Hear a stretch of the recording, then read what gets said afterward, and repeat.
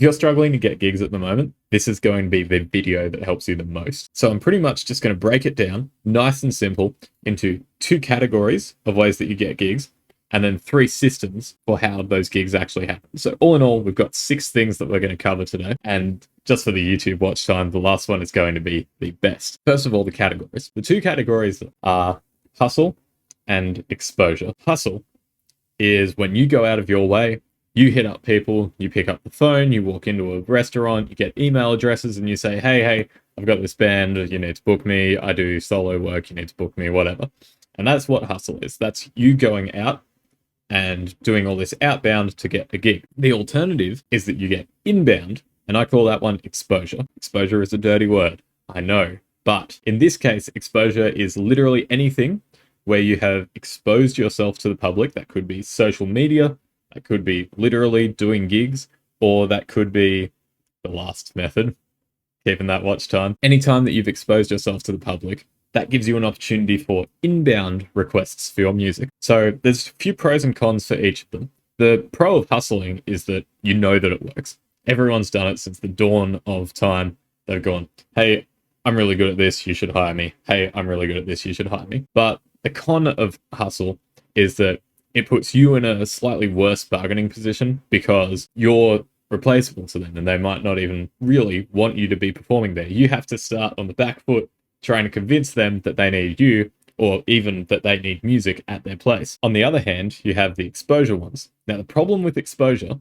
is that it's very unreliable and you can't necessarily pay the bills with exposure. But when it works, you generally are in a much stronger bargaining position because those people are coming to you and they say, hey, we want specifically you for specifically this thing. And so when you get that situation, it puts you in a much better position to get paid more and to gig more and to do better, higher quality gigs. So if you're in a season of, I need to pay rent this week, then you should be hustling for gigs. But if you're playing sort of a longer game and you're like, I'm okay for the moment, but 3 months from now, I want to be doing really, really nice shows, then you might want to head down more of an exposure route. The 3 ways that you can get involved with hustling: cold calls. When you cold call someone, what that means is literally you go to their website, you find their number, you pick up the phone and you say, hey, I'm James, I've got this awesome band, we should play at your venue. Cold calling is a big subject and it is something that is pretty difficult, relatively speaking. And a lot of people have a bit of phone anxiety, meaning that they're sort of going to struggle when it comes to actually picking up the phone because they're used to it, or it might be something that they don't do that often. Picking up the phone, really effective method, but it also has all the cons of being sort of difficult mentally to get around. The second way that you can do it is via email. So email chronologically came first before phone calls, but the reason that I put it second is because I believe that it's better than phone calls. The reason that you would send an email instead of going over the phone,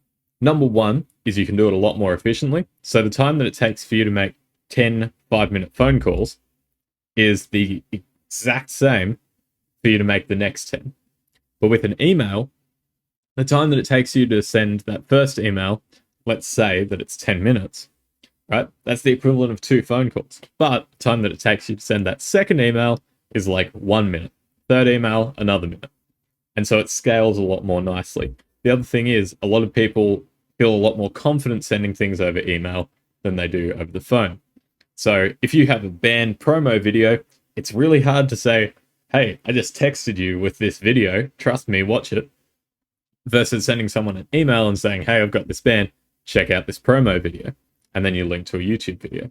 It just feels more professional, seems more professional, but you do get ghosted a lot more. So that's why the number one way for you to hustle for a gig is to go out, walk into a place and say, hey, how's it going? It's the manager here. My name's James. I want to talk about live music here. The best part about this one is that it actually limits your options to the places where you can go and visit. So you can advertise yourself as a local and you'll probably meet these people around and about. So if you're at the shops and you see this person and they haven't talked to you in a little while, you say, hey, have you had to think about the live music proposition? And another huge advantage about this one is that people literally cannot ghost you. Like, they can't ghost you. They have to talk to you. Even if all that they say is no, you're still getting that conversation in, and you can still follow it up with, hey, do you mind if I check back in 3, 4, 5, 6, 7 months. Going in person is the most effective, but it's also the most time consuming.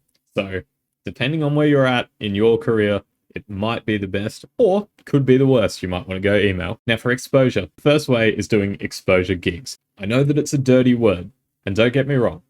There are gigs that are exposure gigs that pay nicely.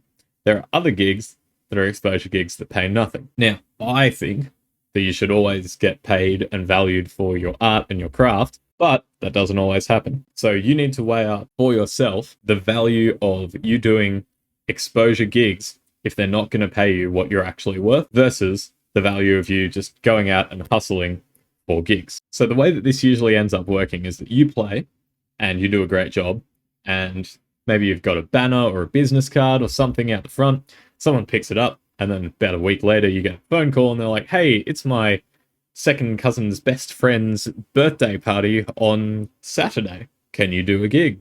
And you're like, yes, sure. Here is my rate. Does that sound good? And then that happens. That probably happens pretty regularly if you're actually playing great music at your gigs. If there's a crowd and if you're doing a good job, you will get plenty of referral gigs. The second way that you can get exposure gigs is going on social media and posting. The best part about this one is that it's generally completely free. It might not take that much time if you sort of incorporate it cleverly into what you're already doing. Like if you upload a show reel from each of your shows, then it only really takes the amount of time for you to set up the camera, which is like a minute, and the time for you to cut down the show so there's like no breaks and whatever, which again is like maybe 10 minutes tops if you get efficient at it. So for 11 minutes, you get all these social media pieces of content and you start to grow this following. And eventually that following starts going, oh, this band is super cool. I wonder if they do birthdays. I wonder if they can do my private function. Or if you're a venue owner and you see that, you're like, hey, you guys look pretty cool. Can you come do a gig for us? And that's super cool. The other thing is if you're an instrumentalist and you do this, the number of people that will call you up and say, hey, I need you in my band for XYZ, keeping that presence on social media there, super good for fill-in and substitute gigs. So those are the pros of social media, but the main con is that unless it's high quality, and unless you start sort of investing your time into learning it, or you pay someone else who already knows it to do it for you, it's going to be a really long slog to get maybe that first 100, 200, 300 followers, subscribers, whatever platform you're using. Once you've got that sort of core audience, it becomes a lot easier to get out.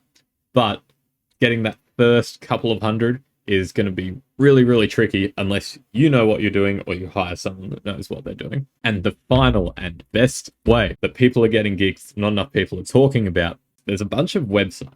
If you Google right now, your city wedding singer, there's going to be two types of websites. There's going to be either an agency style website where they say, here are all of our artists, or there's going to be something where musicians put up their profiles and they say, hey, we're available for corporate gigs. Here's what we do. Here's a little bit of video. So the one that's local for me is called Crowdpleaser. You only ever really get birthday parties, corporate gigs, and weddings off of these websites. But conveniently, those are also the three types of gigs that will pay you the most. So from your perspective, you spend about 10 minutes converting your EPK that you should already have into their format on their website, whatever website it is. And once you've done that conversion, it's very simple and easy for other people to book you. You'll get asked for a quote, or you'll already have a set price, and you'll just go in, do the gig, get out. Once you've gotten 1 or 2 5-star reviews, because so few musicians use these websites, you will actually start like climbing the ratings. And it's really, really quick to get up. Like if you want to be a top 10 artist in your city, you might need like 2 5-star reviews or ratings. And because of the way that it's set up, if someone types in their city, entertainment or wedding band or birthday band, whatever it is, this will be one of the top results that shows. And so that means that you get all of this exposure completely free for your highest paying clients. And you've just got to be on there, be aware of it, and get into it. So that is the best way. But you now have the 6 systems to start getting gigs. And if you want me to go more in depth, please subscribe, like, and comment exactly which one you want to get more in depth on. James for Music Mastery. Goodbye.